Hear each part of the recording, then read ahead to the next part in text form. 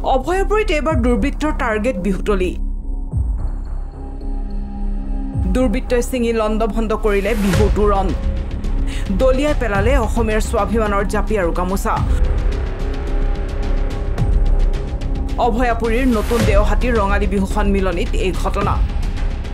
অহা 31 চ'ত 1 আৰু 2 বহাগত 3 দিনীয়া কাৰ্যসূচীৰে ৰঙালী বিহু পালনৰ বাবে সাজু হৈছিল অভয়াপুৰীৰ নতুন দেওহাটীৰ ৰঙালী বিহু সন্মিলনী কিন্তু হঠাতে লাগিল অথন্তৰ নিশা দুৰ্বৃত্তই লণ্ডভণ্ড কৰে বিহু সন্মিলনীৰ মূল তোৰণ চাউকিৰ দৃশ্য বেনাৰ পোষ্টাৰ ফালাৰ লগতে অসমীয়াৰ বাপতি সাহোন জাপি আৰু গামোচা দলিয়াই পেলাই পথাৰত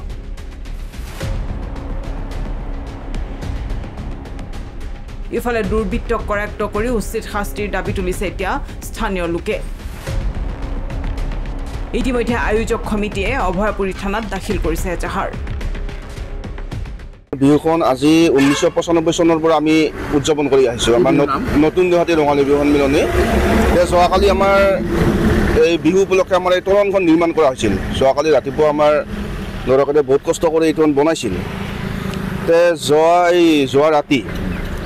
কেইটামান বাজিছে গম নাপাওঁ কিন্তু আজি ৰাতিপুৱাহে গম পালোঁ যে তোৰণখন কিছু দুৰ্বৃত্তই মানে লণ্ডভণ্ড কৰি আমাৰ অসমীয়াৰ স্বাভিমান জাপি গামোচা দলিয়াই পেলাই গেটখনত ভোট খোৱাৰ পিক পেলাই একদম মানে চাব নোৱাৰা কৰি থৈছে অভয়াপুৰীৰ পৰা গৰ্গজ্যোতি দাসৰ ৰিপৰ্ট প্ৰথম খবৰ